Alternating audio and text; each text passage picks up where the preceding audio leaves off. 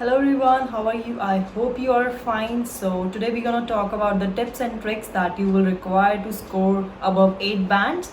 The tips will be regarding the writing section, that may be for the academic ones or for the journal.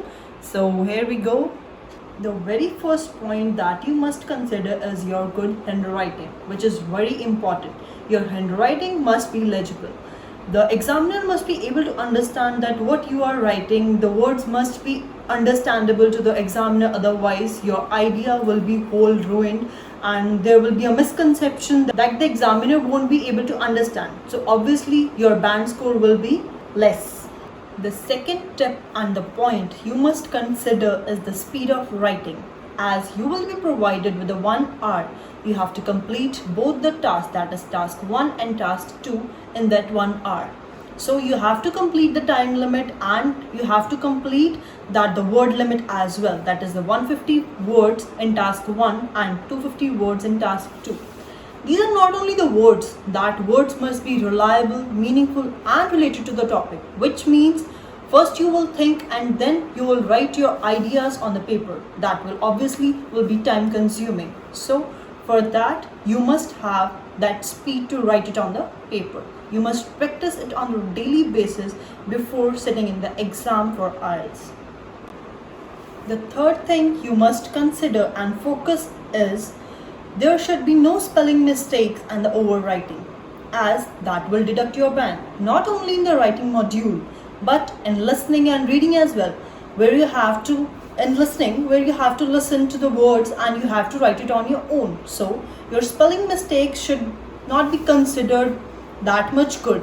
You will obviously be deducted with the band score.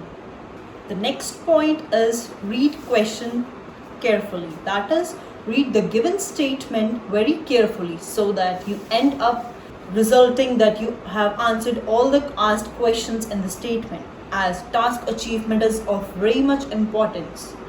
You must read the question twice. That is my advice to you, as you will underline them and mark the words that are important. For example, you will underline the subject. Now you will ask, what is subject? Subject is a thing around which the whole topic will revolve. So that is very, very important. You must know about what questions are asked and what you need to answer. So read the question statement very carefully and read it twice. Next point is do not panic. It is the very utmost point that you must keep in mind. You should be confident enough. Task achievement is very much important, but it does not mean that you write anything. You can write anything. No, it is not like that. Your content must be genuine so that the examiner is very much confident to score you high band.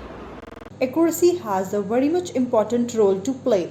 So do not panic and do not jump instantly to your answer. Read the question statement carefully, as I have said earlier. Sixth point is do not repeat words and sentences. There has to be some flavor into what you are writing. So how you can do this? You can simply use synonyms. Yes, this is the only solution. For example, if you have written happy in one sentence, so in the next sentence you have to use the same word. So what you can do is use synonym. You can use cheerful, joyful or something else. So there can be other examples as well. For example, mesmerizing.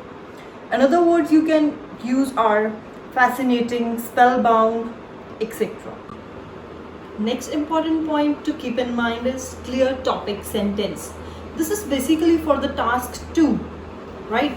You have to give a very clear picture of the idea that you want the examiner to understand. There must be no confusion. The examiner must be focused, and how he can get the focus is if you have explained the topic idea in the very first or second line of the paragraph. And very importantly, the topic idea must not be of 2-3 lines. It should be of 2-3 words. Avoid short forms. This is the last point we are going to discuss. So you cannot use short forms, as IELTS is a formal exam, so you also need to be formal, whether it's any module, writing or speaking. You cannot use slang language or the abbreviations or short forms. For example, you cannot use don't, won't. So what you have to write is do not, would not. So by this we are gonna end this topic.